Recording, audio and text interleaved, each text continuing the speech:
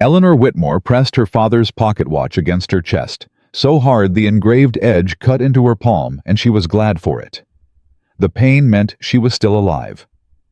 The 6 men surrounding the stagecoach meant that might not last another minute. If this story moves you, if you've ever been told you were too much or not enough, subscribe to this channel, drop your city in the comments below, and let me know how far this story has traveled.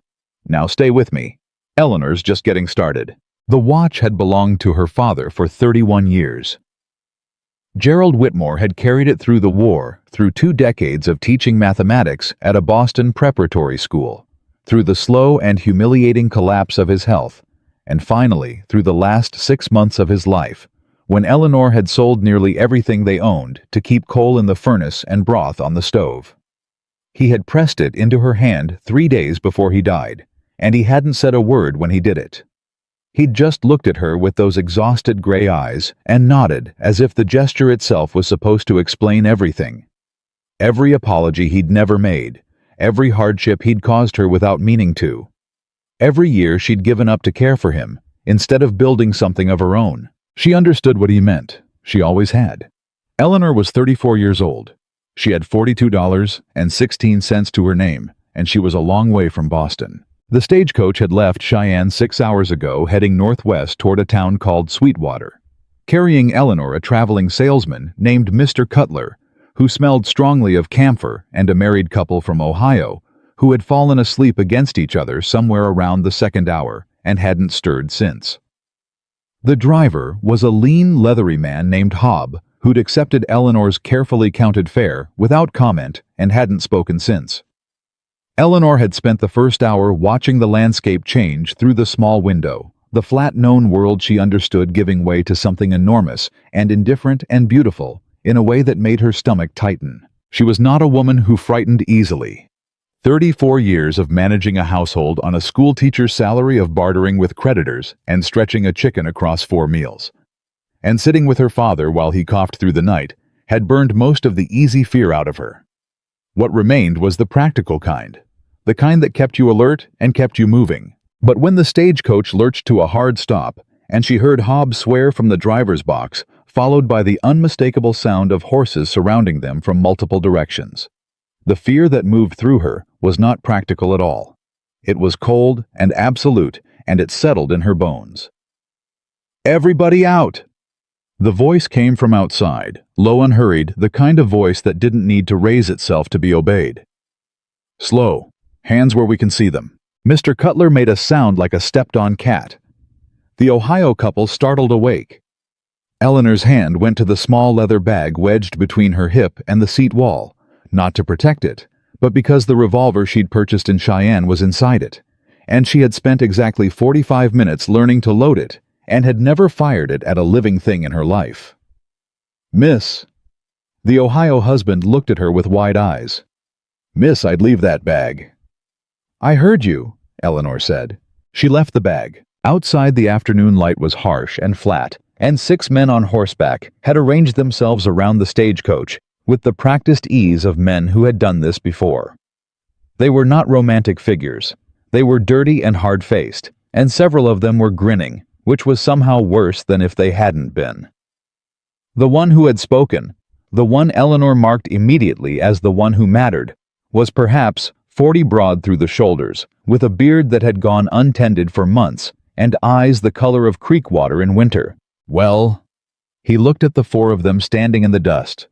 His gaze moved across Mr. Cutler, across the Ohio couple, and settled on Eleanor with an attention that made her want to step backward. She did not. "4 passengers. Hob, you running a charity line." Hob, still up on the box with his hands raised, said nothing. "Valuables first," the man said. "Then we'll see what else we need." Mr. Cutler immediately began unbuckling his sample case. The Ohio husband pulled a money clip from his vest pocket with shaking hands. His wife was crying quietly. Eleanor stood still. "You." The man looked at her directly. "You deaf?" "No," Eleanor said. "Then start moving."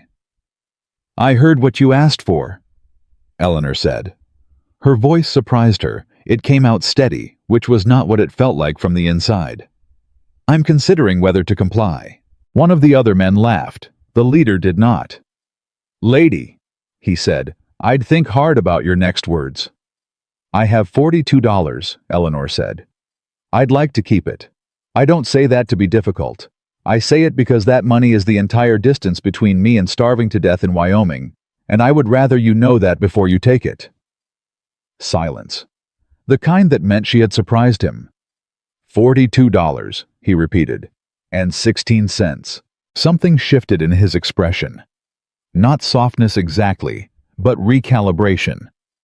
He looked at her the way a man looks at something he can't immediately categorize, and Eleanor had been looked at that way her entire life, mostly because she occupied more space than women in her position were generally expected to occupy, and men had a way of taking extra time to process what they were seeing when a large woman failed to shrink from them. She did not shrink now. "Take the case," the man said finally to her to the air she wasn't sure. "Take what she's got." One of the riders swung down from his horse and walked toward her, and Eleanor reached for the leather bag. On instinct, not strategy, just the body's stubborn refusal to give up the thing it was trying to protect. And then everything happened at once. A single shot cracked from somewhere up the rocky slope to the east. The horse closest to Eleanor reared. The man walking toward her spun away from the sound hand going to his gun. The leader shouted something, and from the slope moving fast and low in the way of a man who had done this before and knew the geography of these hills, the way Eleanor knew the layout of her father's kitchen, a figure on a dark horse came down the incline at a speed that should not have been possible. He came in without ceremony. The first man he reached went down from his horse before he'd drawn. The second got a shot off that went wide. The third turned to run and found that there was nowhere to run to because the dark horse was already between him and the ridge, and its rider was between him and everything else. The leader held his ground. That Eleanor noted said something about him. "Mercer," the man said. "Cole." The rider's voice was quiet. Not the quiet of restraint, the quiet of a man who simply didn't feel the need to be loud. "I'd let these people go. This isn't your business. It's become my business." Cole looked at him for a long moment. He looked at the two men still mounted. The others were either gone or on the ground.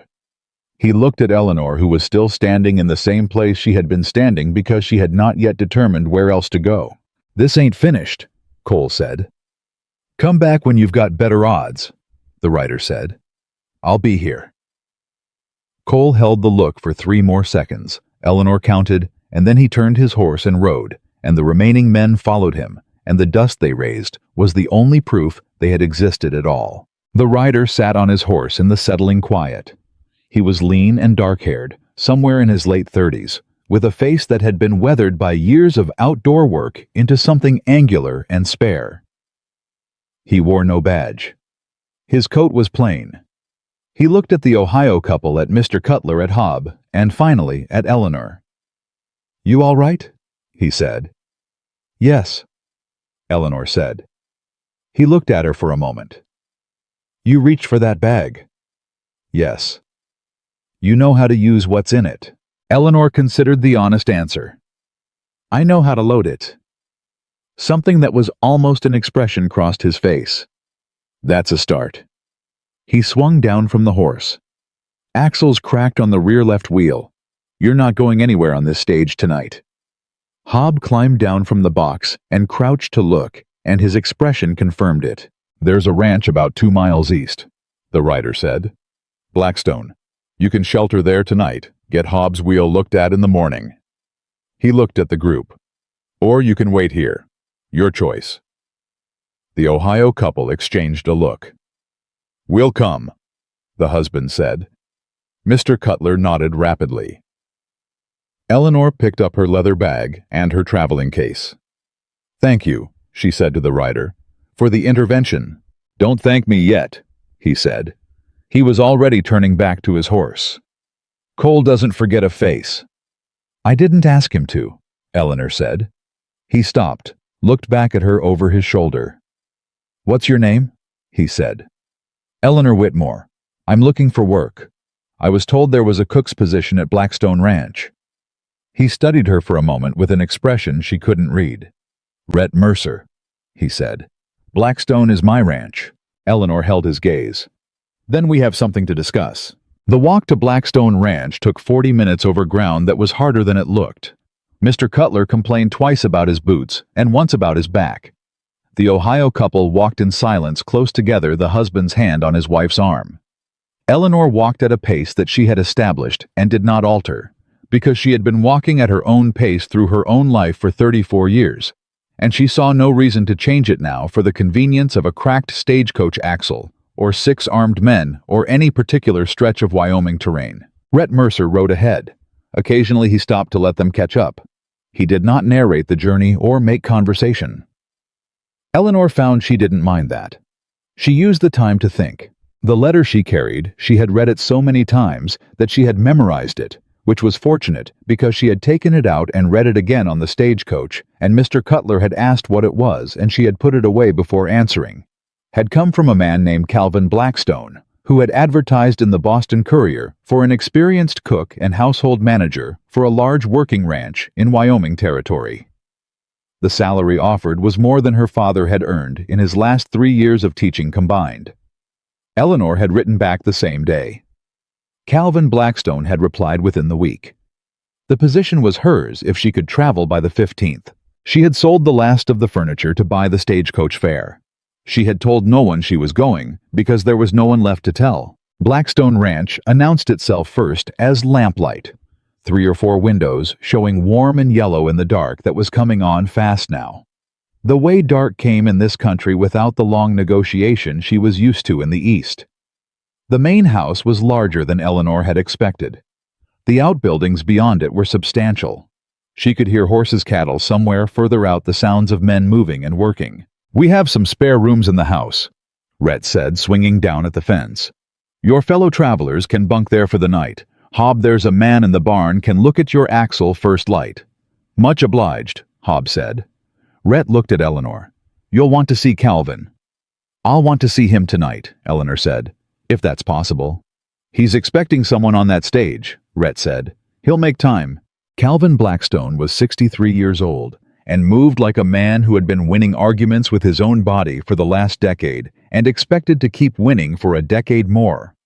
He was broad and gray and sharp-eyed, and when Eleanor came into the main room of the house, he looked at her with the particular kind of assessment that ranchers and generals had in common, the immediate categorical evaluation of whether a person was going to be useful or a liability. "You're the woman from Boston," he said.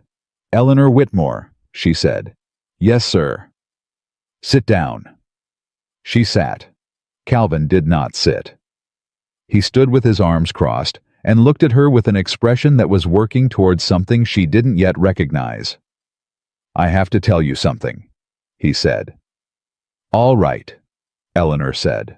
"The cook I had, man named Peters, quit 3 weeks ago. Took 2 of my best hands with him and about $60 from the household account that wasn't his to take." He watched her face as he said it. She kept it still. "I posted that advertisement before he left because I'd been meaning to improve the kitchen operations for a while. But the situation now is different than it was when I wrote that letter." "Different how?" Eleanor said. "The position I described," Calvin said, "doesn't quite exist the way I described it." Eleanor looked at him steadily. "What position does exist?" He was quiet for a moment. Then, "I need someone who can manage accounts, not just cook. The fraud Peters ran was possible because nobody was watching the books close enough, and I'm too occupied with the cattle operation to do it myself. I need someone who can run the household, manage the kitchen. Yes, but also audit what comes in and goes out and tell me if something's wrong." He paused. "Your letter mentioned bookkeeping." "My father was a mathematics teacher," Eleanor said. "I kept his accounts for 20 years. I kept the accounts for 3 of his colleagues as well for supplemental income when his salary wasn't sufficient." "Can you ride?" "No." "Can you learn?" Eleanor considered it. "Probably." Calvin uncrossed his arms. "The salary I offered stands. I'm asking more than I advertised, but the offer stands." "Then I accept," Eleanor said. He nodded. Then something else came onto his face, the thing she hadn't recognized before, which she now identified as discomfort. "There's one more thing." "Tell me." "My nephew," Calvin said. "Rhett. He manages the actual ranch operation. Has done for 5 years since his wife passed. Calvin stopped. Started again. "He's been alone a long time, and he came to me last month and said he wanted to find a wife. Not in those words exactly. Rhett doesn't use a lot of words, but I understood what he meant." Eleanor waited.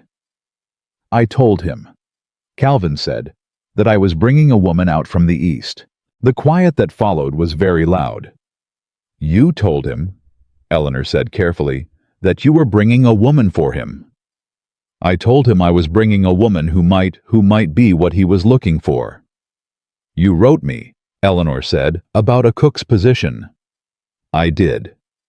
"Those two things," Eleanor said, "are not the same thing." "No," Calvin said, "they are not." Eleanor looked at this man for a long moment. She thought about the $42 in her bag, 38 of it now since she'd lost $4. She hadn't told Cole about that had been in her coat pocket. She thought about the return fare to Boston, which she did not have.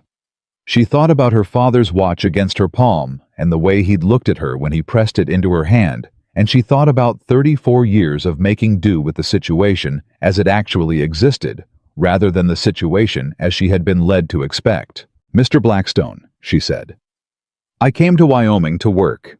I am an excellent bookkeeper, a capable household manager, and apparently a woman who can stand in front of 6 armed men without running.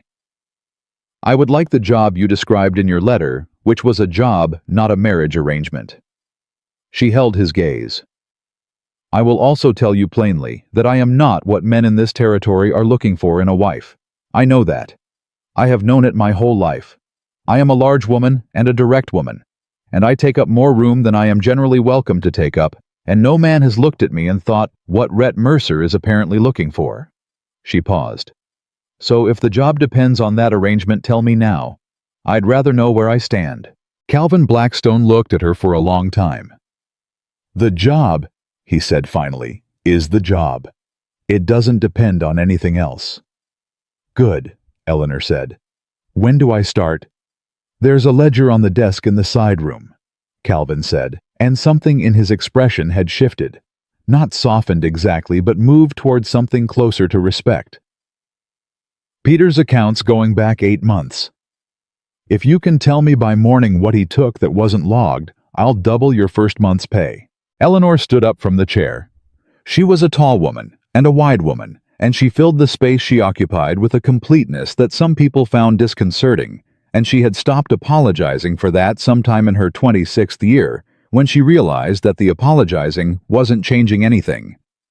"Point me to the desk," she said. She was 3 hours into the ledger and had already found 4 separate instances of Peter's recording supply purchases at inflated prices, with the difference pocketed, as well as a recurring notation that made no sense against the corresponding receipts, when she heard boots on the floor behind her. She did not look up. "You're still here," Rhett Mercer said. "I took the position," Eleanor said. "I tend to stay in places I've agreed to be." He was quiet for a moment.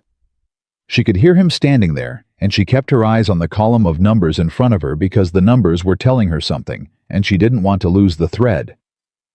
"Calvin told me," Rhett said. "What did he tell you?" "That he—" A pause. "That his letter to you was not entirely accurate." "That's a generous way to put it," Eleanor said. "Miss Whitmore." His voice was careful. "I want you to know that that wasn't something I asked for. The arrangement he was suggesting. I didn't ask him to bring someone out here for that." Eleanor finally looked up from the ledger. Rhett Mercer was standing in the doorway with his hat in his hands, which she noted because it seemed to be costing him something, the hat holding the explaining. He was not a man who explained himself often. That was visible in every uncomfortable angle of the effort. "I believe you," she said. He looked briefly relieved. "However," Eleanor said, "I should also tell you what I told your uncle. I am not what this territory expects a woman to be. I know that.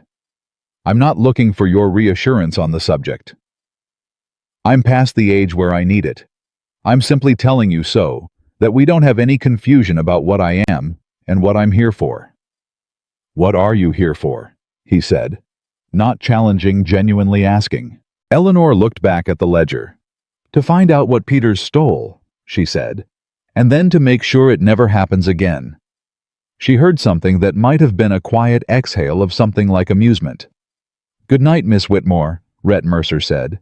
"Good night," Eleanor said. She heard his boots on the floor moving away. She found in the next hour that Peters had stolen $346 over 8 months, had been skimming grain purchases for at least 6, and had created 2 entirely fictitious vendor accounts that existed only to move money from Calvin Blackstone's operation into Peters' own pocket. It was sophisticated for a ranch cook. It was also almost identical to a scheme she had uncovered for one of her father's colleagues 15 years ago, which meant she recognized the pattern. The way you recognized an old argument, not with surprise, but with the tired clarity of something you'd already beaten once. She wrote it all down. Outside, the Wyoming night was vast and cold and completely indifferent to Eleanor Whitmore from Boston, to her $42, and her dead father, and the long and complicated road that had delivered her to this desk, in this ranch house, in this territory she had never seen before today. The dark beyond the window was the kind of dark she had never experienced in the city, absolute, immense, and somehow not frightening. She pressed the pocket watch briefly to her chest. Then she picked up her pen and kept working.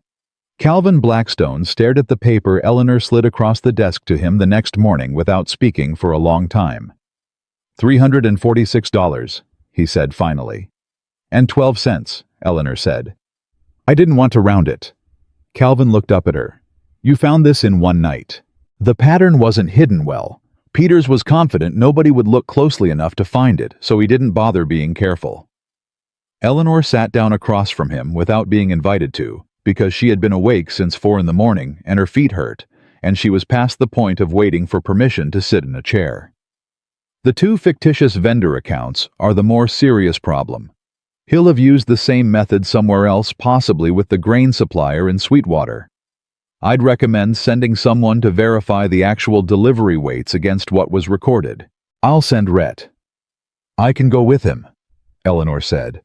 "The supplier will talk more freely if there's someone present who understands the numbers."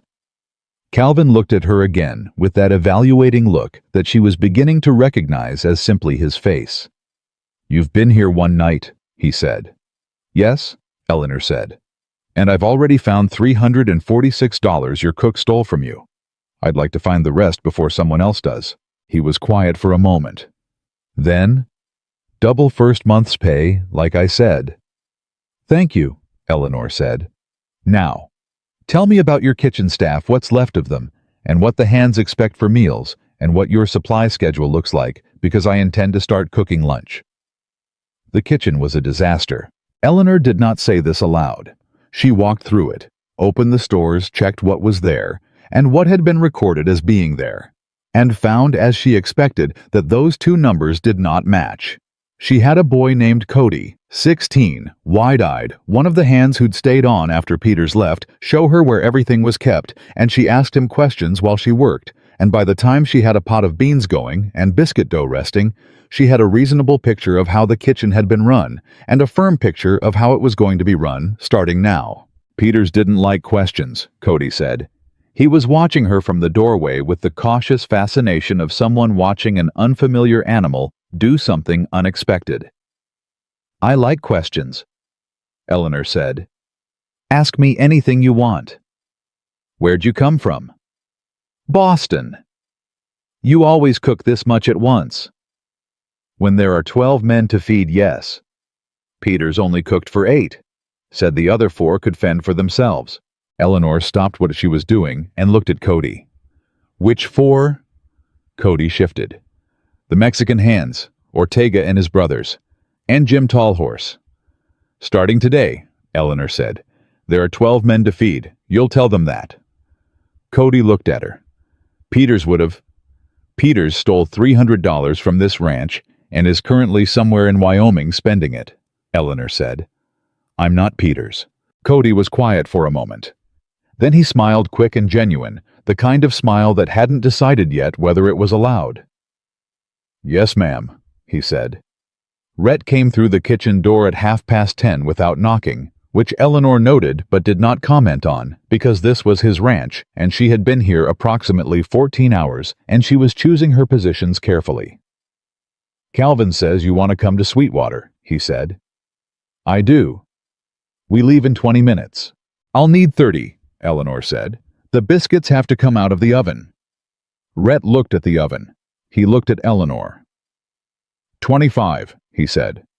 27, Eleanor said. He left without confirming it. She took the biscuits out at 26 minutes and considered that a reasonable compromise. The ride to Sweetwater was the first time Eleanor had been on a horse in her adult life, and she did not pretend otherwise.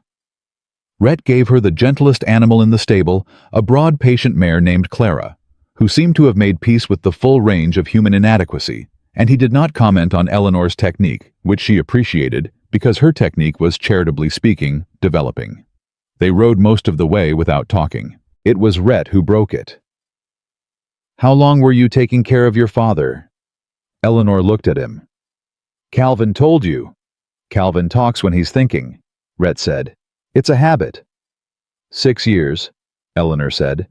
The last 2 were difficult. Rhett nodded. He rode the way he did everything with an economy of movement that suggested he'd thought about it once a long time ago and hadn't needed to think about it since. "My wife was sick for 8 months before she passed," he said. "It's a particular kind of tired." Eleanor looked at him. He was not looking at her. He was watching the trail ahead. "Yes," she said. "It is."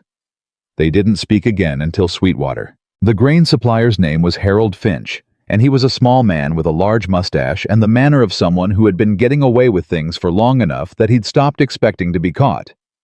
He looked at Eleanor when Rhett introduced her. Looked at all of her the way men did when they were trying to decide whether her size was something they could use, and then he looked at Rhett and said, "What does she need to see the records for?" "She's my bookkeeper," Rhett said. "Since when do ranches have lady bookkeepers?"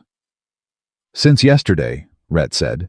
"Records Harold." Harold produced them with the slow reluctance of a man emptying his pockets at gunpoint. Eleanor sat down at his counter and went through them with the systematic patience of someone who had done this in worse conditions. Her father's study at 2 a.m. by a candle that was almost gone, trying to find $20 that had gone missing from the quarterly household account, and eventually finding it in a miscategorized column that her father had created by accident. She found it in 11 minutes. "These delivery weights," she said, not looking up.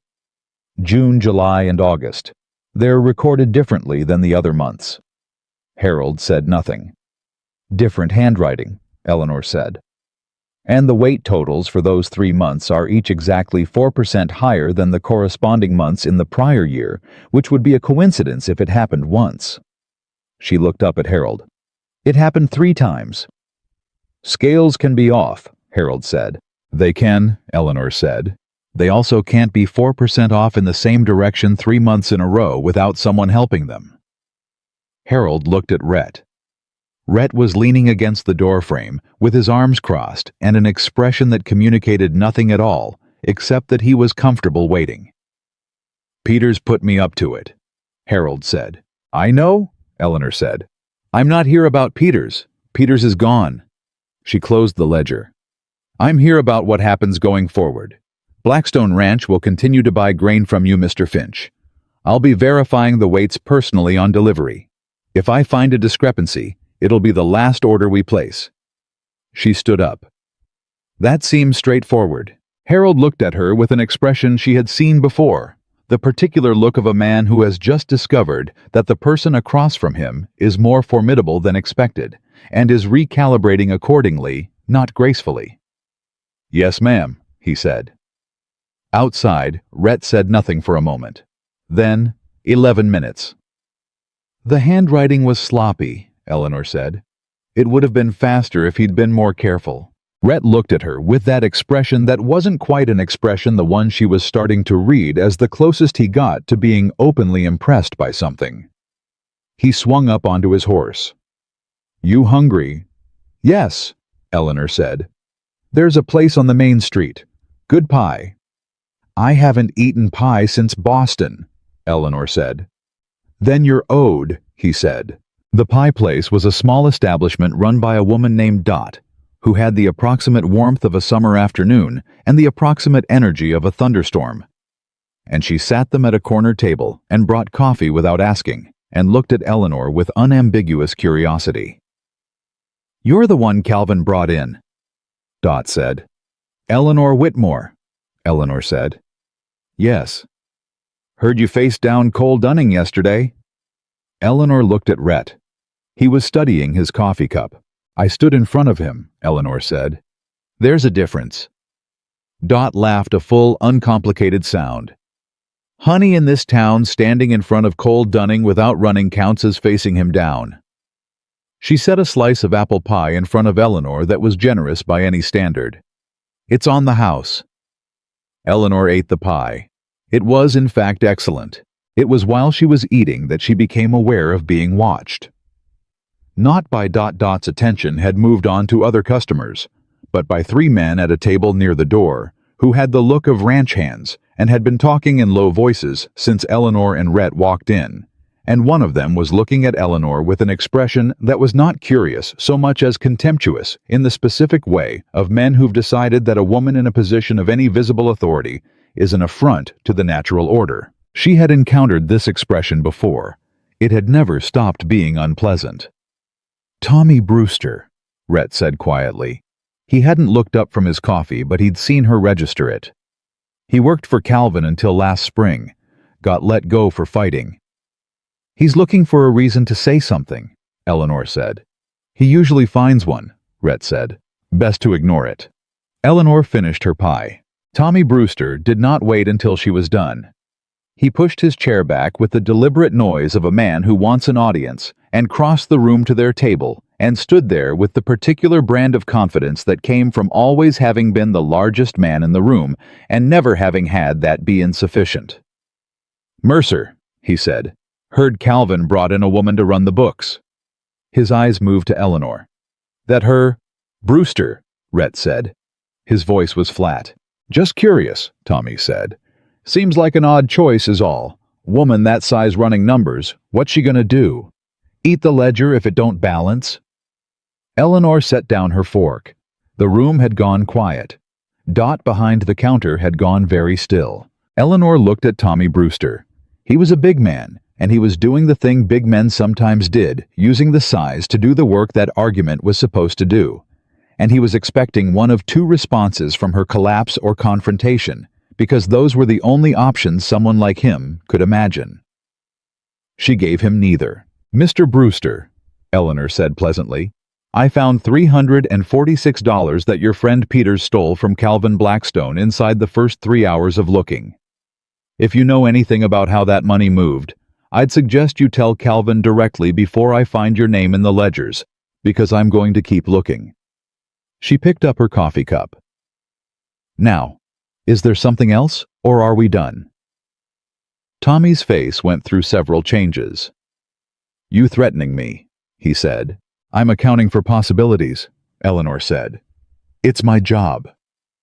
"Your job?" Tommy's voice had moved somewhere uglier. "Your job is to know your place, woman." Rhett stood up. He didn't say anything. He stood up and he was between Tommy and Eleanor in a single motion, not aggressive, not performing anything, just present in the specific way of a man whose presence alone was sufficient to shift the mathematics of a confrontation. "Brewster," he said. Tommy looked at him. Something moved behind his eyes. Recalculation, the same kind Harold Finch had done faster and angrier. "This ain't finished," Tommy said. The same words Cole Dunning had used yesterday, Eleanor noted. Perhaps there was a limited vocabulary available to men in this particular mood. "Come back when it is," Rhett said. Tommy left. The door closed behind him, and the room exhaled. Rhett sat back down. "Thank you," Eleanor said. "You didn't need it," he said. "No," Eleanor said. "But I appreciated it anyway." He looked at her across the table, and she looked back.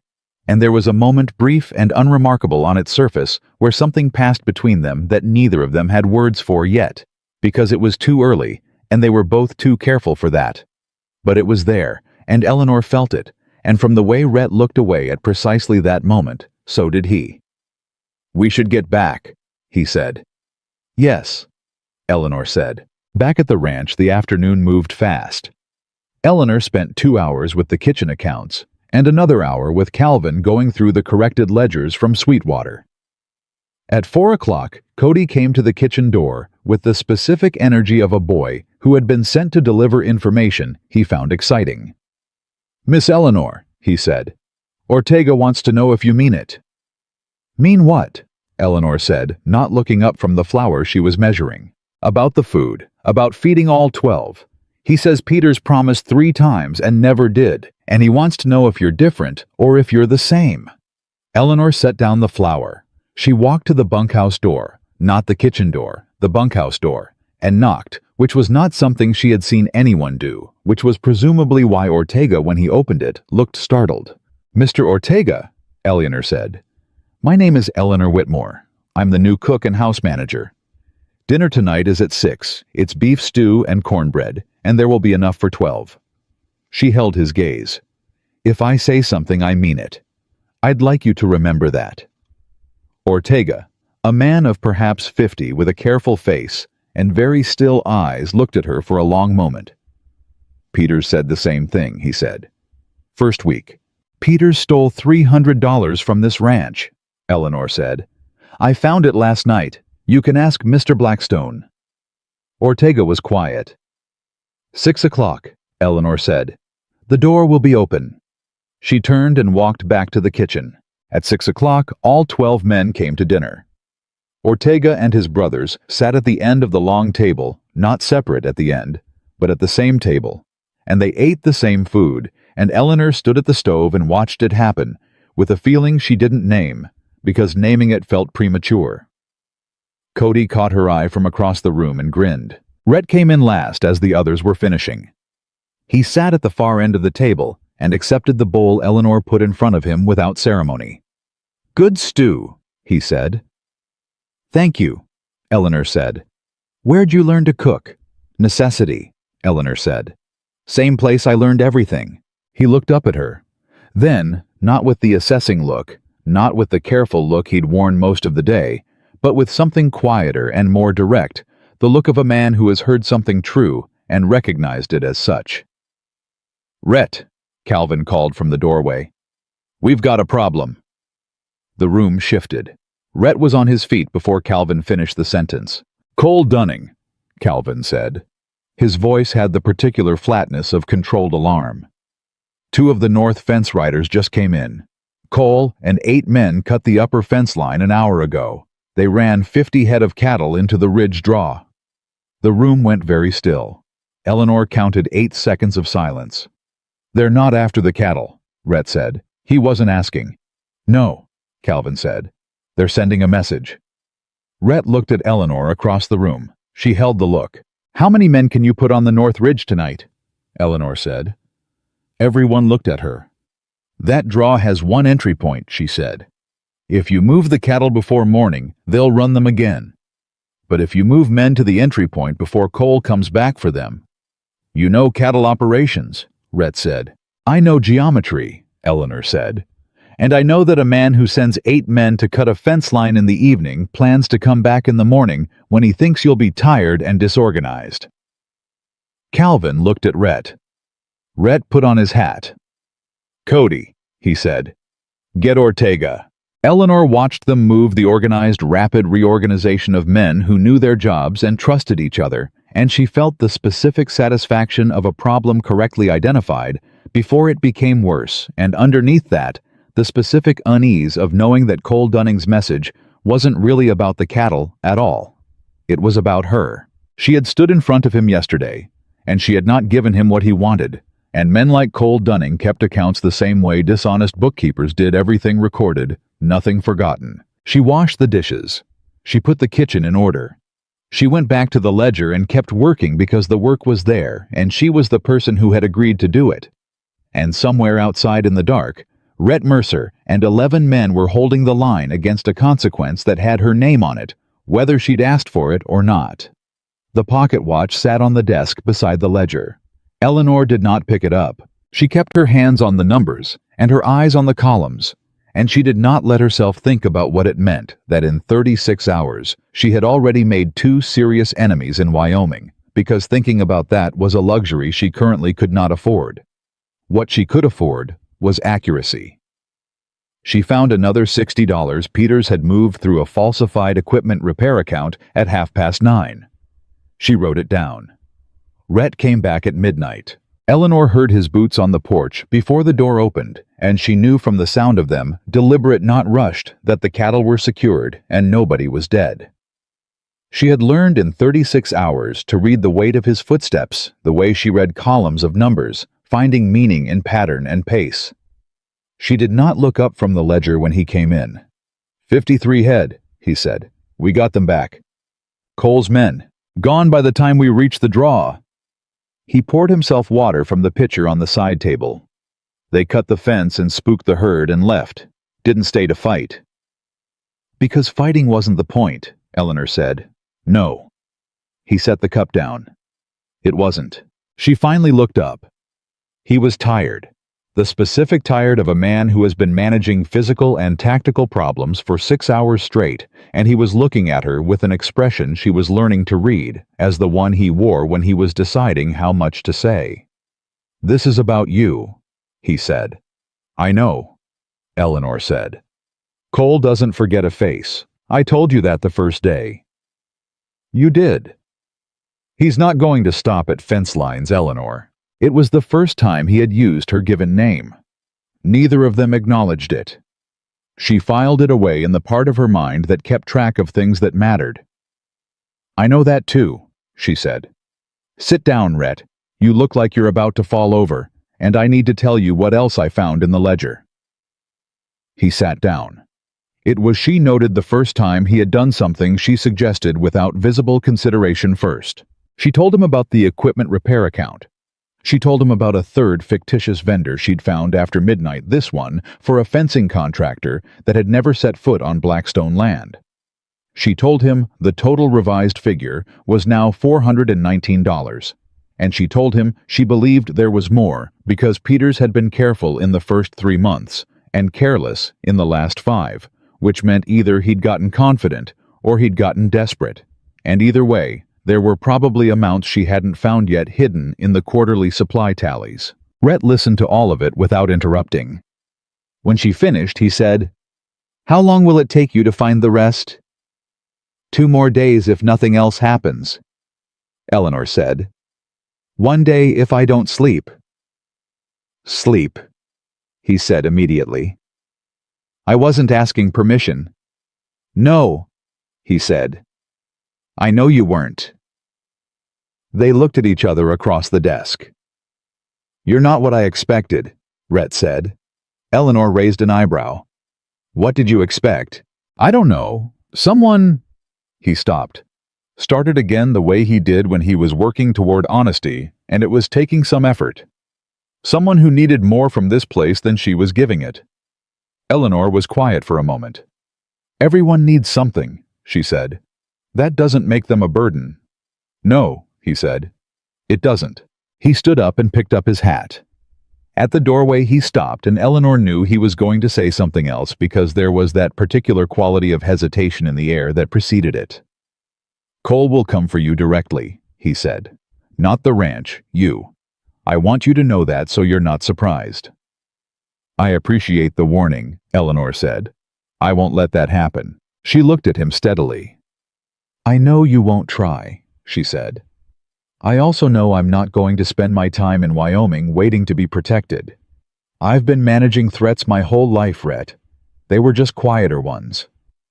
He held her gaze for 3 seconds. Then he nodded a single serious nod, the kind that meant he had heard her and was adjusting his understanding accordingly. Good night, Eleanor, he said. Good night. She listened to his boots move down the hall, and she turned back to the ledger, and she found $41 more before she let herself sleep. The next morning arrived with trouble already in it. Cody came to the kitchen at 6, with the face of a boy carrying bad news and uncertain how to deliver it. Eleanor was at the stove, and she saw his expression, and she said without turning around, "Tell me." "Tommy Brewster's in Sweetwater," Cody said. "He was at the saloon last night. He's been telling people—" A pause. "He's been telling people that you accused him of being in with Peters, that you threatened him in front of witnesses." Eleanor turned around. "I told him if his name appeared in the ledger, he should speak to Calvin first," she said. "That's not a threat. That's advice." "Yes, ma'am," Cody said. "But the way he's telling it is the version that makes him the injured party," Eleanor said. "Yes, I understand." She turned back to the stove. "Is his name in the ledger?" Cody hesitated. "I don't know, ma'am." "It is," Eleanor said. "I found it last night. $41 moved through a fictitious blacksmith account. Tommy Brewster's the only hand who would have had access to that particular expense category." She put a plate of biscuits on the counter. "Take those to the men, please, and tell Ortega I need to speak with him after breakfast." Cody took the plate. At the door, he paused. "Miss Eleanor, Tommy's got friends in Sweetwater, the kind that like an excuse." Eleanor looked at him. He was 16 and trying to warn her, and doing it with more directness than most men twice his age would have managed. "Thank you, Cody," she said. "I'll keep that in mind." Ortega came to her at 7:30. He was a man of few words and considerable observation, and she had noticed in the 2 days since she had knocked on the bunkhouse door that he watched her, the way experienced men watched things they were still deciding about, not with hostility, but with the patience of someone who knew that character revealed itself over time and couldn't be hurried. "Tommy Brewster's brother rides with Cole Dunning," Ortega said, before she had finished explaining what she'd found. Eleanor stopped. "You're certain?" she said. "I grew up 30 miles from here," Ortega said. "I've been watching the Brewster family do business for 20 years. Tommy steals small. His brother Jesse steals big. Cole Dunning lets Jesse ride with his outfit because Jesse knows every ranch in the valley who's got money, who's got weak hands, who's got something worth taking." Eleanor sat down. The shape of it rearranged itself in her mind, the way a column of numbers rearranged when you found the error that explained everything that hadn't added up before. Peters stealing from the inside. Tommy Brewster enabling it, covering specific expense categories. Jesse Brewster feeding Cole Dunning information about when the ranch was vulnerable, where the cattle were, when to move. "Peters didn't set this up alone," Eleanor said. "No, ma'am," Ortega said. "I don't believe he did. Why didn't you tell Calvin?" Ortega looked at her with the calm, unashamed directness of a man who has been dismissed enough times to have stopped volunteering information to people who weren't listening. "Mr. Blackstone is a good man," he said. "He did not always hear what we told him." Eleanor understood. She understood completely. "He'll hear it now," she said. "Will you tell him what you told me, directly yourself in front of Rhett?" Ortega considered it. "If you're in the room," he said. "I'll be in the room," she said. They went to Calvin together. Calvin listened. Rhett listened. The room was very quiet for most of it, and then Rhett said, "Jesse Brewster," in a tone that was not loud but contained a substantial amount of compressed feeling, and Calvin said, "That explains the spring losses." And the two of them looked at each other with the expression of men who have just had a long and frustrating mystery resolved in the worst possible way. "Tommy is in Sweetwater right now," Eleanor said. "He's talking about me to anyone who'll listen, which means he knows I found something, which means someone told him." She looked at Rhett. "How many people knew I was going through the equipment repair accounts last night?" "Cody," Rhett said. "Calvin. Me." "Then Tommy has a way of knowing what happens in this house that doesn't require anyone to tell him directly," Eleanor said. "I'd check who does the supply runs to town and what they say when they get there." Calvin looked at Rhett. Rhett looked at the window for a moment, and Eleanor watched him work through it with the focus of a man who was used to problems that could be solved physically, encountering a problem that required a different kind of thinking and managing the adjustment. "Dan Whitley," Rhett said. "He does the Tuesday supply run. He and Tommy were friendly before Tommy got let go.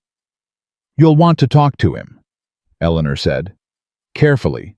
If he's passing information, he may not know what he's enabling, or he may." Calvin's expression had gone past evaluation into something harder. "I built this ranch for 30 years, he said to no one in particular. 30 years. "You built it well enough that it was worth stealing from," Eleanor said. "That's not nothing." Calvin looked at her. Something shifted in his face. Not softness, not sentiment, but the kind of thing that moved across a person's expression when they realized they had been given something unexpected by someone they hadn't fully accounted for. "What do you need?" he said. "Time," Eleanor said. "2 more days with the books and I'll have the complete picture. After that you'll have enough to take to the county sheriff and it won't be one rancher's word against a former cook's."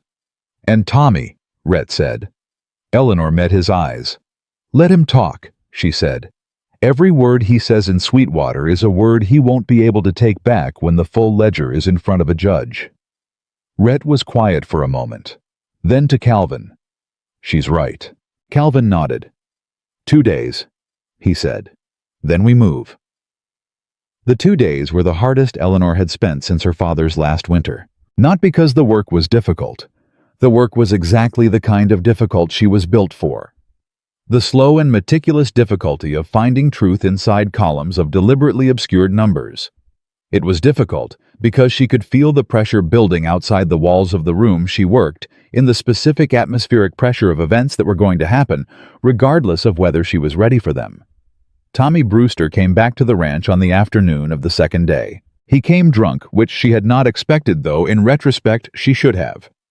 A man who had been building himself up in the saloons of Sweetwater for 2 days on a story about being wrongly accused, needed the story to be true badly enough that he'd drink himself into the state where confrontation felt like justice. He came to the kitchen door. Eleanor heard him before she saw him. The uneven boots on the porch, the too hard knock, the voice that had the specific looseness of a man who had taken on enough courage from a bottle to make very bad decisions. "I know you're in there," Tommy said. Eleanor set down her pen. She opened the door. Tommy Brewster filled the doorframe. He was a large man, as she remembered, and drink had not made him smaller, only louder and less organized, and he looked at her with eyes that were bloodshot and fixed, and carrying something uglier than anger. "You told people I stole from Calvin," he said. "I told you," Eleanor said, "that if your name appeared in the ledger, you should speak to Calvin directly. Your name appeared in the ledger." "You don't know what you're talking about." $41, Eleanor said. "The Harmon Blacksmith account. There was no Harmon Blacksmith. I've verified it. There's no such business registered in Sweetwater or the surrounding county." Tommy's face went through several changes. "You can't prove—" "I can," Eleanor said. "I have. It's documented and witnessed." She kept her voice even because she had learned a long time ago that evenness in the face of volume was its own kind of power. "Tommy, what you did is not the worst of it. I know who you were working with. I know about your brother." The change that went through Tommy Brewster's face at that was not anger. It was fear. And fear, Eleanor had found, was significantly more dangerous than anger in a man who'd been drinking. "You don't know anything," he said, and he stepped forward. Eleanor did not step back. She put her hand on the doorframe, and she looked at him, and she said in a voice that was very quiet and very clear, "There are 4 men within shouting distance of this door. I suggest you think about what happens next very carefully." "Tommy." Rhett's voice came from behind him from the yard, not the house, which meant he had seen the approach and had been there already watching, giving Eleanor the space to handle it herself until the moment it became something else. Tommy turned. Rhett was standing 10 feet away. He had not drawn his weapon. He did not need to. "This is between me and her," Tommy said. "No," Rhett said. "It isn't. She's destroying my family." "Your family destroyed itself," Rhett said. "Eleanor just found the evidence." He walked forward, not fast, not aggressive. The specific measured pace of a man who knows that controlled movement is more effective than rushed movement. Go home, Tommy. Sleep it off. Whatever you're planning to do right now, it will not go the way you're imagining. Tommy looked at Rhett. He looked at Eleanor. He looked at Cody and Ortega, who had appeared from somewhere with the quiet efficiency of men who had decided they would be present for this. The arithmetic was not in his favor, and he knew it. He left. Eleanor watched him go. "You should have stepped back," Rhett said, coming to stand beside her. "No," Eleanor said. "I shouldn't have." He looked at her. "If I step back once," she said, "I step back every time. That's not how I intend to live in this place." A long pause. Then Rhett said very quietly, "No, I don't suppose it is." That evening, Calvin came to the study where Eleanor was finishing the last of the ledger work with the expression of a man carrying a decision that had already been made. "We got word from the south pasture," he said. "Cole Dunning's outfit 8 men, maybe 10. They're camped at Ridgeline Creek. That's 3 miles from the east boundary." Eleanor looked up. "They're not moving yet," Calvin said. "But they will." "When?" Rhett said from the doorway. He had been there for a while. Eleanor had heard him arrive 10 minutes ago and had not commented on it. "Tomorrow night," Calvin said. "That's my best guess. They'll come after dark, and they'll come at the east pasture first because that's where the summer herd is, and that's where they can do the most damage fast." Eleanor closed the ledger. "How many men do we have?" she said. 11, Rhett said. "Counting me." 10-to-1 odds aren't survivable in a direct confrontation, Eleanor said. "Not without casualties." "No," Rhett agreed. "Then don't have a direct confrontation," Eleanor said. Both men looked at her. She had been thinking about geometry again. The specific geometry of the east pasture, which Cody had described to her in detail during one of their kitchen conversations. Because he was 16 and liked talking about the ranch, and she had listened, the way she listened to everything carefully, filing it away because you never knew which information would become relevant. "The east pasture has a dry creek bed running along the south boundary," she said. "Cody told me. It's been dry since June. How wide?" Rhett frowned. 8 feet, maybe 10. And there's brush on both sides. "Yes." Eleanor stood up. "If Cole's men come in from the east, they'll move along the creek bed because it's the natural approach path flat concealed. If that brush were burning when they arrived..." She paused. "Not burning to destroy anything. Burning in a controlled line along the south bank. Enough smoke to push men and horses back to the north. Enough fire to cut the approach." The room was quiet. "You'd drive them toward the ridge," Rhett said slowly. "Where your men are waiting," Eleanor said. "Not to fight 10 against 10, to hold a position. One narrow point defined ground, your men know it, and Cole's don't." Calvin said, "That's..." and then stopped. "That's not a cook's thinking," Rhett said. "No," Eleanor said. "It's a bookkeeper's. I've spent 30 years finding the single point where everything either holds or fails." She looked at him steadily. "Find the pressure point, apply it correctly, the whole structure changes." Rhett looked at Calvin. Calvin looked at Rhett. "We'd need someone to set the burn at the right moment," Rhett said. "Someone who knows exactly when to light it and where." "Yes," Eleanor said. "That person would be at the creek bed," Rhett said. "When Cole's men are riding in." "Yes," Eleanor said again. "Eleanor, I know the plan," she said. "I made it. I'll set the burn." She held up her hand before he could speak. "I know how to be careful, Rhett. I've been careful my whole life. But I am not going to build a strategy and then sit in this house while other people execute it and hope they remember which part matters most." The silence in the room was the kind that meant she had won the argument. She could see it in Rhett's face, the resistance and the respect arriving at the same moment, colliding in his expression and settling into something that was neither one alone. "Tomorrow night," Calvin said quietly. "Tomorrow night," Eleanor confirmed. She picked up the pocket watch from the desk.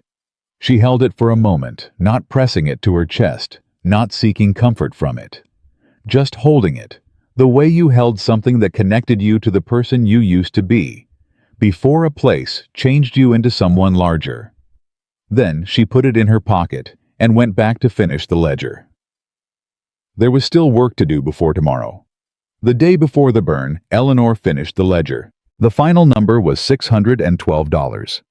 She wrote it at the top of a clean page in her clearest hand, underlined it twice, and set the pen down with the particular satisfaction of a woman who has completed a thing she said she would complete.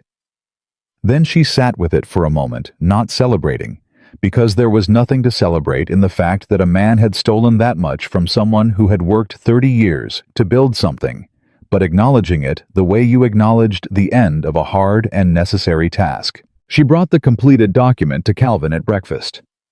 He read it without speaking. When he finished, he set it on the table and put both hands flat beside it and looked at the wall for a long moment. $612, he said. Over 14 months, Eleanor said. Peters was careful in the beginning. By the end, he wasn't bothering. Because he thought he'd be gone before anyone noticed. Yes. Calvin looked at her. You know what this means for Tommy Brewster. Yes, Eleanor said.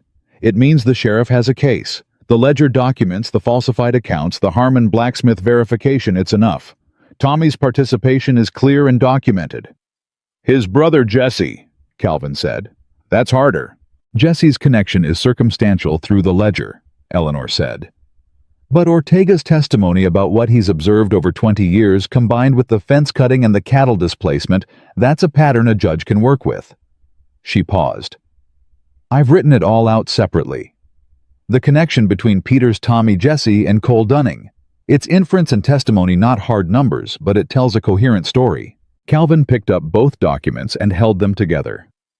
You did this in 4 days, he said.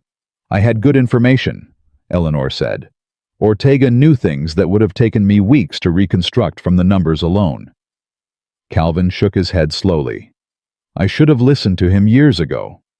Yes, Eleanor said, because she was not in the habit of softening true things unnecessarily.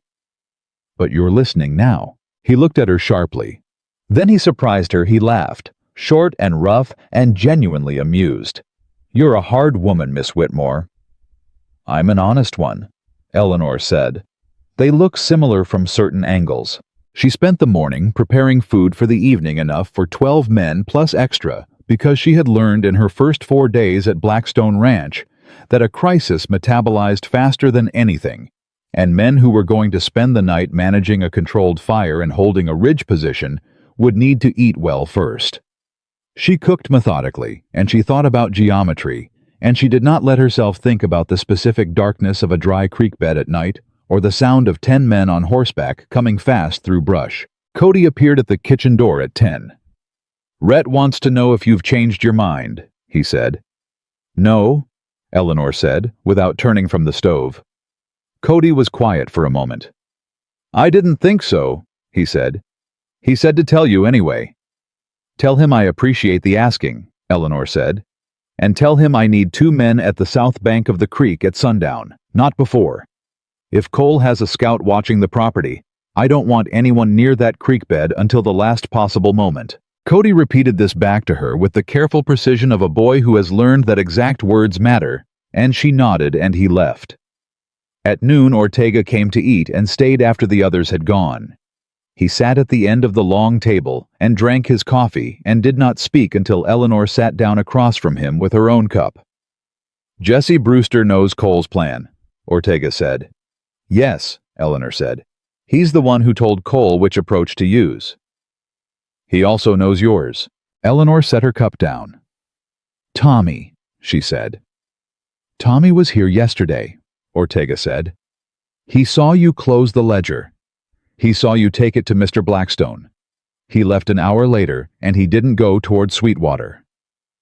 Ortega held her gaze. He went east. The specific cold that moved through Eleanor was not panic. It was the cold of a plan encountering its pressure point, the single variable that changed the structure of everything. They know we're planning something, she said. They know you found the ledger, Ortega said. They know tonight is their last chance before it goes to the sheriff. Which means they won't wait for dark, Eleanor said. No, ma'am. Ortega put his cup down. I think they come at dusk, when there's enough light to move fast, but not enough to shoot straight. Eleanor stood up. She went to find Rhett. He was at the stable, and she told him in 30 seconds flat, and she watched his face move through the rapid recalculation of a man who had built a plan and was now rebuilding it in real time. Dusk, he said. That's Ortega's assessment, Eleanor said. And he's been watching these men for 20 years, so I'd weight his judgment heavily. That gives us 6 hours. 5.5, Eleanor said. We need one of those hours to move the position. If they know the creek bed plan, we can't use the creek bed. Rhett was already thinking. She could see it in the stillness that came over him when his mind was moving fast, the outward quiet that was the opposite of inaction. The North Draw, he said. Eleanor had not heard of the North Draw. She told him so. It's a natural choke point, Rhett said. 1/4 mile from the east boundary. If they come in fast at dusk, they'll push for the herd first, same instinct as before, do the most damage quickly. The North Draw is between the east boundary and the summer pasture. Anyone moving from the boundary toward the herd has to pass through it or go a full mile around. And your men can hold the draw. If they're in position before Cole arrives, Rhett said. Yes, then move them now, Eleanor said. Quietly. No horses on the east side sound carries. Men on foot. Rhett looked at her. The burn plan. Adapt it, Eleanor said. The draw is narrower than the creek bed. You don't need as long a fire line. 2 men 20 feet controlled burn at the south entrance when Cole's men are committed to the approach. She met his eyes. It's the same logic, different geography. You've never seen the North Draw, Rhett said. No, Eleanor said. But you have. Tell me what I'm missing. He told her. She adjusted. He adjusted her adjustment. They stood at the stable door and worked through it the way 2 people work through a problem when they have each learned to trust the specific kind of intelligence the other one brings. And the trust was new, and neither of them named it, but it was there, and it was real, and it held. One more thing, Rhett said when the plan was set. Tell me. You're not setting the burn. Eleanor opened her mouth. Before you argue, he said, hear me. Ortega is setting the burn. He knows that draw better than anyone on this property. And he moves quietly in the dark in a way that... He paused. In a way that I am asking you to let him do, because he is the right person for that specific task. Eleanor closed her mouth. She thought about it honestly, the way she always thought about things. She didn't want to think about honestly the way she'd done the math on her father's medical costs, the way she'd done the math on the return fare. She didn't have the way she'd looked at the ledger without letting herself look away from the ugly numbers. Ortega was the right person. Where do you need me? She said. Something moved across Rhett's face. Relief and respect arriving together quickly, the way they did when a person has braced for a fight and found understanding instead. The house, he said. Calvin's there. If anyone gets through the draw, you want eyes on the house. And a clear head, Rhett said. If something goes wrong out there, I need to know Calvin's not alone. Eleanor nodded. All right. And Eleanor. He said her name the way he'd been saying it for 3 days now with a directness that was not performance, just the simple act of meaning the person he was addressing. Take the revolver. I know how to load it, she said. I know, he said. Load it. The hours before dusk moved with the specific slowness of time under pressure. Eleanor fed the men, every one of them, including the 4 who were already positioned in the draw, whose plates Cody ran out with the seriousness of a boy who understood that what he was doing mattered. She cleaned the kitchen. She sat with Calvin in the main room, and they talked, which she had not expected. Calvin was not a man she had read as a talker, but he talked that afternoon with the focused energy of someone who needs to put things in order before something happens. He told her about his brother Rhett's father, who had died of a fever when Rhett was 19 and left the ranch to Calvin to manage until Rhett was ready. He told her about Rhett's wife Clara, not the horse he clarified, though Rhett had named the horse after her, which said more than most things, who had been a schoolteacher from Colorado and had died of a difficult pregnancy the child with her, and had left Rhett with the specific silent grief of a man who has lost everything he was building a future for. "He doesn't talk about her," Calvin said. "I know," Eleanor said. "He told you. He mentioned she was sick. He mentioned a particular kind of tired." Eleanor looked at Calvin steadily. "I didn't press." Calvin was quiet for a moment. "He's talked more in 4 days," he said, "than he has in 2 years. Eleanor did not respond to that. Not because she didn't have something to say, but because some things needed more space than words could give them, and this was one of them. The first shot came at dusk exactly as Ortega had predicted. Eleanor heard it from the main room, single distant east of the property. Calvin straightened in his chair. Eleanor was already on her feet, the revolver in her hand, moving to the window. "Stay back from the glass," she said. Calvin moved back. "How many? I can't tell from here." She listened. A second shot. Then voices too far away to distinguish. Then, and this was what she had been waiting for, the thing that would tell her if the plan was holding silence. The specific silence that meant men were in position and holding it, rather than in chaos. Rhett had told her, if you hear sustained fire, something's gone wrong. If you hear silence after the first shots, we're where we need to be. Silence. She breathed. Then boots on the porch, fast, hard, wrong. And Eleanor turned from the window and put herself between the door and Calvin and raised the revolver because she had loaded it, and she knew how, and if it came to it, she intended to find out if knowing how was sufficient. The door opened. It was Cody. He was breathing hard, and there was dirt on his face, and he looked at Eleanor standing there with the gun and said, "It's working," before she could speak. They came in the draw. Ortega set the burn, and they pulled back north, and Rhett's men are holding the ridge. 3 of Cole's men are down, not dead I think, but down. The rest are pulling back to the east boundary. Eleanor lowered the gun. "Cole," she said. Cody's face shifted. "He got through," he said, "before the burn. He broke east away from the draw. Rhett thinks he's heading for the road." "Heading for Sweetwater," Calvin said. Eleanor thought fast. If Cole reaches Sweetwater before the sheriff sees these documents, he'll have time to build a different story, Calvin said. "How fast can a rider get to Sweetwater?" Eleanor said. 40 minutes, Cody said, "if they push hard." "How far is Cole from the road right now?" Cody calculated. 20 minutes, maybe less. Eleanor looked at Calvin. "My fastest horse," Calvin said immediately. "Cody, I'll go," Eleanor said. Both of them looked at her. "You can't ride fast enough," Cody said, not unkindly, just factually, and she did not take offense because it was a reasonable assessment based on what he had observed of her riding in the past 4 days. "Then I'll go with you," Eleanor said. "You ride, I document. When we get to the sheriff, you tell him what happened tonight, and I put the ledger in his hands, and he has everything he needs to hold Cole Dunning before he can build a story." Cody looked at Calvin. "Go," Calvin said. They rode hard.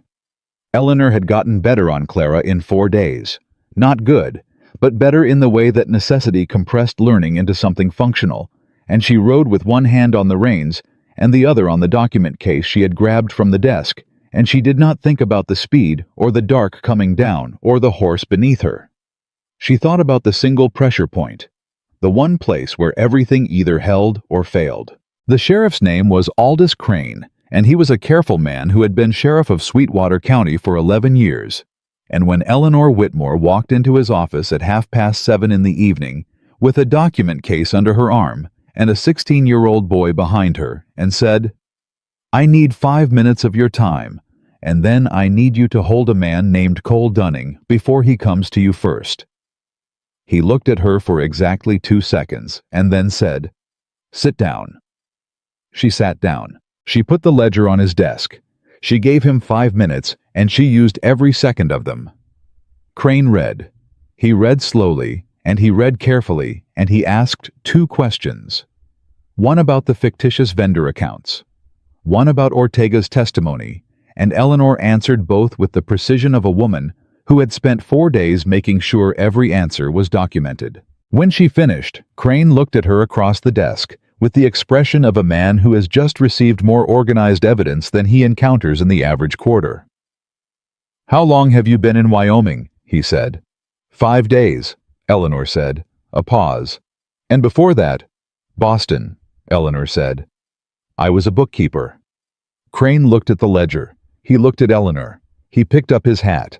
"Cole Dunning's been operating in this county for 3 years, he said. "Nobody's given me anything I could take to a judge." He stood up. "Until now." He was out the door before Eleanor had finished standing. Cody looked at her. "That was," he started. "Go find Rhett," Eleanor said. "Tell him where we are, and tell him the sheriff has the documents." She straightened her jacket. "And Cody, ride carefully. It's getting dark." He grinned at her, the same quick, genuine grin he'd given her in the kitchen on her first morning when she'd said she meant what she said about feeding all 12 men. Then, he was gone. Eleanor stood alone in the sheriff's office for a moment. She put her hand in her pocket and found the watch and held it just briefly, the way she had been holding it at the end of things for as long as she could remember. Then she let it go. She walked outside to wait, and the night air was cold and clear and enormous. And somewhere to the east, Crane was riding toward Cole Dunning with $612 documented dollars and the testimony of a man who had been waiting 20 years for someone to finally listen. She had been in Wyoming 5 days. It felt in the way that true things felt like considerably longer. Rhett arrived 20 minutes later. He came in fast and swung down from his horse before it had fully stopped, which she recognized as his particular way of expressing urgency without admitting to it. And he covered the distance between them in 4 long strides and stopped in front of her and looked at her face with the focused attention of a man checking something he had been worrying about. "You're all right," he said. It was not a question. It was the statement of a man confirming what he needed to confirm. "I'm all right," Eleanor said. "Cole." "Crane picked him up on the East Road," Rhett said. "Tommy's in custody in Sweetwater. Jesse got away, but Crane's got a wire out." He paused. "It's done." Eleanor looked at him. The word landed differently than she expected done. She had spent 4 days at a dead run moving from one urgent thing to the next, without space between them to feel the weight of any of it, and now Rhett was standing in front of her saying, "Done," and the weight was arriving all at once, the way it always did when the running stopped. She did not cry. She was not a woman who cried easily, and she was not going to start in front of the Sweetwater Sheriff's Office. But something moved through her that was close to it, the specific release of a pressure that has been building for longer than the immediate crisis, longer than 5 days in Wyoming, longer perhaps than she had let herself measure. Rhett saw it. She knew he saw it, because he was a man who noticed things without announcing that he had noticed them, and he took one step closer and said nothing at all, and his presence in that step was enough. "Calvin's going to want a full account tonight," Eleanor said finally. "Calvin can wait until morning," Rhett said. Eleanor looked at him. In the dark outside the sheriff's office, with the case resolved and the documents delivered and the weight settling into her bones, she looked at Rhett Mercer, and he looked back at her, and neither of them said what they were both thinking, because it was still too new, and they were still too careful, and there was still tomorrow to get through first. "All right," Eleanor said. "Morning." They rode back to Blackstone Ranch side by side, not fast, and the dark was the same. Enormous dark it always was in Wyoming, and Eleanor was not afraid of it anymore. She was not sure exactly when that had changed, but it had. Calvin was awake when they got back. Eleanor had expected that. She had not expected to find Ortega and his brothers sitting at the long kitchen table with coffee, or Cody asleep in the chair by the stove with his boots still on, or the specific quality of quiet that filled the main house. Not the quiet of tension, but the quiet of something resolved, the exhale of a place that had been holding its breath for longer than anyone had consciously realized. Calvin looked at Eleanor when she came through the door, and he said, "Crane sent a rider ahead," which explained the coffee and the gathered men, and the exhale. "Cole is in custody," Eleanor confirmed. "Tommy, too," Calvin said. "Jesse's still out. Crane has the wire out," Rhett said, coming in behind her. Jesse doesn't have enough friends in this county to stay hidden long. Calvin nodded. He looked at the two of them standing in his doorway, tired and dusty and present, and something moved across his face that Eleanor had not seen there before. It was not the evaluating look, not the hard rancher's assessment. It was something older and quieter than that. "Sit down," he said. "Both of you." They sat. Calvin poured coffee himself, which Eleanor noted because in 5 days she had not seen him pour coffee for anyone, including himself. He set a cup in front of her, and one in front of Rhett, and he sat across from them, and he looked at the table for a moment before he looked up. "I owe you an apology," he said, to Eleanor. "Mr. Blackstone, let me finish." His voice was not loud, but it had the quality of a door-closing firm final. "I wrote you a letter that was not entirely honest. I brought you to Wyoming under circumstances I dressed up as something other than what they were. And you came here, and in 5 days, you did what I should have done 5 years ago, and you did it while dealing with Cole Dunning and Tommy Brewster and a letter that lied to you." He held her gaze. "That deserves an apology. I'm giving you one." Eleanor looked at him steadily. "I accept it," she said. "And I'll tell you what I told you on the first morning. The job is what matters. I came to work and I've worked. That's sufficient for me." "It's not sufficient for me," Calvin said. Eleanor waited. "I want to make your position permanent," he said. "Not cook, not household manager. General accounts and operations. Everything Peters touched and everything he didn't. Full authority over the financial records, supplier relationships, and staffing expenditures." He paused. "With a salary to match." Eleanor looked at him. "How much?" Calvin named a figure. It was more than her father had earned in his last 5 years combined. She kept her face still because she had learned young that letting people see exactly how much something mattered to you gave them leverage, and she was not in the habit of giving people leverage she didn't have to give. "I accept," she said. Calvin nodded.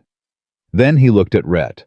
Something passed between the two men, the specific wordless communication of people who have known each other long enough to hold entire conversations in the space of a glance. "I'll leave you to it," Calvin said, and he stood up and took his coffee and walked down the hall, and his footsteps faded, and Eleanor and Rhett were alone in the kitchen with Cody asleep in the chair, and the coffee going cold, and the particular quality of silence that was not empty. Rhett looked at his cup. "He's not subtle," Eleanor said. "No," Rhett said. "He never has been. For what it's worth," Eleanor said, "whatever he told you before I arrived, whatever he suggested, I want you to know I'm not holding you to any of it. The position is settled and I'm staying. That doesn't require anything else from you." Rhett looked up from his cup. "I know that," he said. "Good. Eleanor." He said her name with the careful weight he always gave it. "Can I tell you something?" "Yes. When I came down that slope on the first day," he said, "and I saw you standing in front of Cole Dunning, not running, not appealing to anyone, just standing there, I thought, who is this woman?" He paused. "And then every day after that, I kept finding out more answers to that question, and every answer was—" He stopped. "Was what?" Eleanor said. "More than I expected," he said. "More than I thought I had a right to be interested in." Eleanor looked at him for a long moment. She thought about 34 years of being too much and not enough, simultaneously too large, too direct, too capable in ways that made certain people uncomfortable, not soft enough, not small enough, not shaped correctly for what men in her world had decided they wanted. She thought about the long and lonely arithmetic of a life built on her own terms, because no other terms had been offered. And she thought about the pocket watch and her father's exhausted gray eyes, and the $42 that were now considerably supplemented, and the 5 days that had felt like a different kind of life entirely. She thought about what it felt like to stand in the doorframe with Tommy Brewster filling the other side of it and not step back. "Rhett," she said, "I am a large woman. I take up more room than I'm supposed to. I have opinions about ledgers and supply chains and the geometry of defensive positions that most people find excessive. I will never be quiet when I have something accurate to say, and I will never be small to make someone else comfortable." She held his gaze. I need you to know all of that before this conversation goes any further. Rhett looked at her. I know all of that, he said. I've watched you for 5 days. And, he said, I'm not looking for quiet or small. The kitchen was very still. What are you looking for? Eleanor said. Rhett was quiet for a moment, not evasively, but in the way he was quiet when he was working toward something honest and giving it the care it deserved. Someone who stands in front of things, he said, instead of behind them. Eleanor felt something move through her chest that was not quite an emotion. She had a name for, yet, something between recognition and arrival. The feeling of a key turning in a lock you had stopped expecting to find a key for. I can do that, she said. I know, he said. You've been doing it all week. She picked up her coffee. It was cold. She drank it anyway because it was there and it was practical, and she was at her core a practical woman. We should both sleep, she said. Yes, he said. Neither of them moved for another 10 minutes. They sat in the kitchen of Blackstone Ranch with cold coffee and Cody asleep in the corner, and the enormous Wyoming dark outside the window, and they talked quietly without urgency about small things. About Calvin's habit of talking when he was thinking, about Clara the horse and how she had been named, about Boston winters and Wyoming winters, and the specific difference between cold that came from outside and cold that came from inside, and how the latter was the one that was genuinely dangerous. When Eleanor finally stood to go to bed, Rhett stood too, and he said, "Good night, Eleanor." And she said, "Good night, Rhett."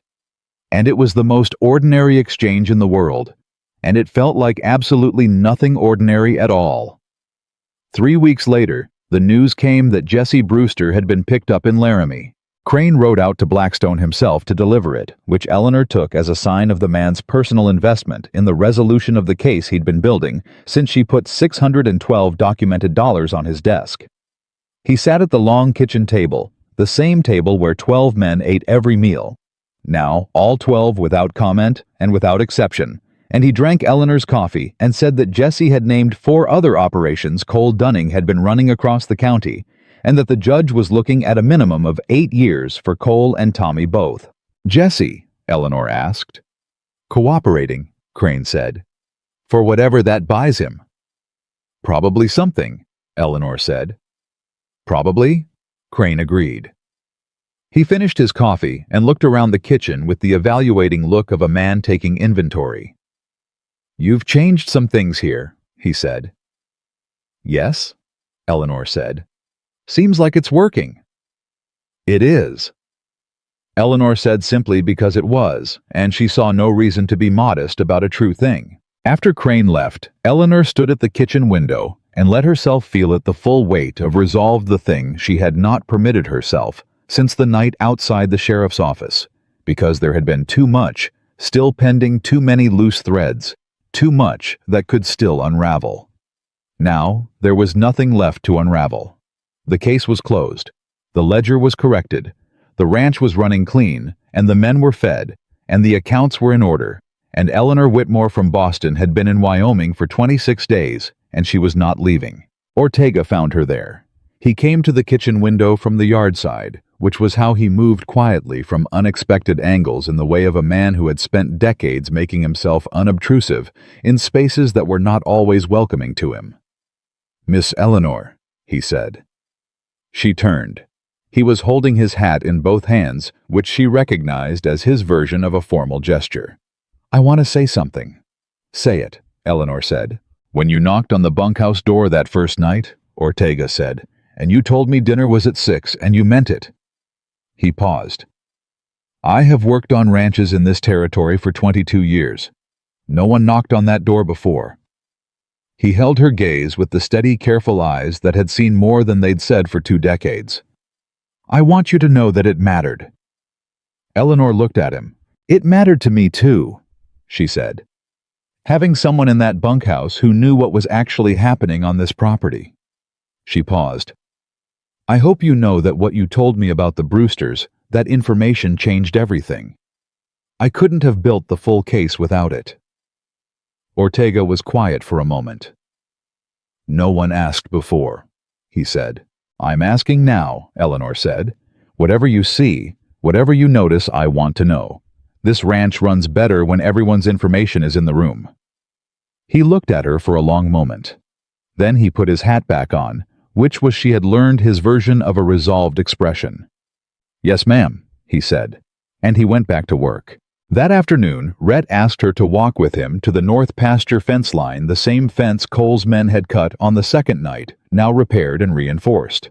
He said he wanted her opinion on whether the repair approach made sense from an expenditure standpoint, which she recognized as a reason that was related to the actual reason without being identical to it. She went. They walked the fence line, and she asked sensible questions about the repair costs, and he answered them, and they both understood that the conversation was happening at two levels simultaneously, which was not inefficient. It was, in fact, the way two careful people move toward each other, when they had each been hurt by the distance between expectation and reality, and were not in a hurry to be hurt that way again. At the far end of the fence line, where the post met the ridge and the view opened out over the entire east pasture and the valley beyond it, Rhett stopped. "I'd like to court you," he said, "properly, if you're willing." Eleanor looked at the valley for a moment. She thought about the stagecoach breaking down. She thought about 6 men on horseback and 1 dark rider coming down a slope.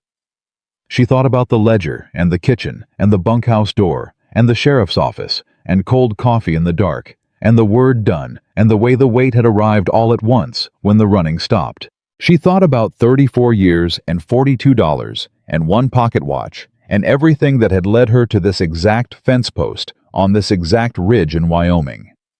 "Yes," she said, "I'm willing." Rhett nodded. He did not perform relief. He simply absorbed the answer with the same quiet. He absorbed everything, and she appreciated that more than she could have explained. They stood at the fence line for a while longer, not touching, not needing to, watching the valley in the late afternoon light, with the particular ease of two people who have already been through something together, and know without having to say it, that the something was the beginning rather than the whole of it.